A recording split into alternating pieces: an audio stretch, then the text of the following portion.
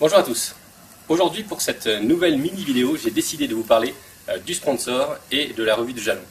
Le sponsor est la personne qui vous mandate en fait, pour la réalisation de du projet pour lequel en fait, il souhaite que vous apportiez une amélioration par rapport à une de ses problématiques ou à une des problématiques de son client. En fait.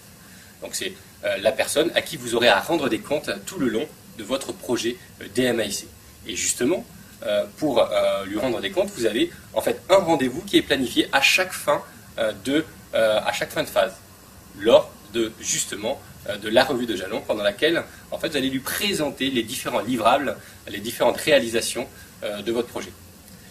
Lui aura pour rôle en fait de vérifier, de s'assurer que vous atteignez les objectifs qu'il vous a fixés. C'est-à-dire qu'il aura l'occasion à chacun de ces moments de vous dire, de vous challenger par rapport aux différentes réalisations, aux différents livrables, aux différentes études, aux différentes analyses que vous avez pu effectuer, que vous avez effectuées avec l'équipe.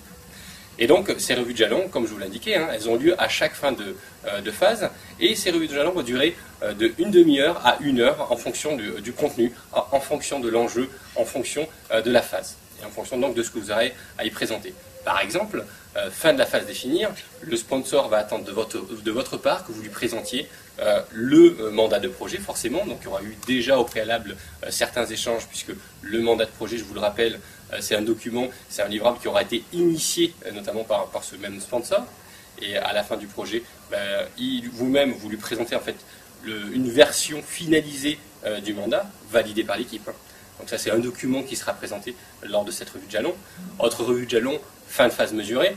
À la fin de phase mesurée, vous devez lui présenter en fait la photo de la cartographie que vous aurez réalisée, ainsi que l'ensemble des données que vous aurez recueillies. Lui-même sera justement à même de vous challenger sur les données, sur les datas, sur la façon dont vous avez réalisé vos mesures. Il connaît la méthode, ou pas d'ailleurs. On attend du sponsor... il y a des formations qui sont spécifiques aux sponsors. On réalise souvent des formations white ou yellow belt pour les sponsors, pour qu'ils connaissent en fait le contenu de la méthodologie. Mais vous aurez vous-même à lui présenter dans le détail le contenu de cette démarche. C'est à vous de le sensibiliser, de lui présenter l'intérêt de chacun des livrables, et c'est lui qui en contrepartie challengera d'une part donc, le contenu, et par de fait, de par la même occasion, également la démarche par laquelle vous serez passé. Donc, phase définir, phase mesurer, phase analyser par exemple, vous aurez à lui faire une démonstration qui aura pour objectif de justifier le choix des causes fondamentales. C'est à vous de démontrer de par l'analyse qui a été effectuée, de par les analyses statistiques, les analyses analytiques avec le groupe, vous avez à lui présenter ce résultat. Il faut que cette démonstration soit forcément persuasive, il faut qu'à la fin, lui-même soit d'accord avec les résultats que vous lui présentez. Fin de la phase améliorée, grand défi de la phase améliorée. Pourquoi ? Parce que c'est à partir de ce moment-là que le sponsor aura en fait délivré, vous aura octroyé des fonds pour pouvoir mettre en place une solution. C'est à partir de la phase analysée que lui-même va accepter de vous donner les moyens de tester une solution pendant la phase analysée et puis déployer cette solution sur tout le scope du projet.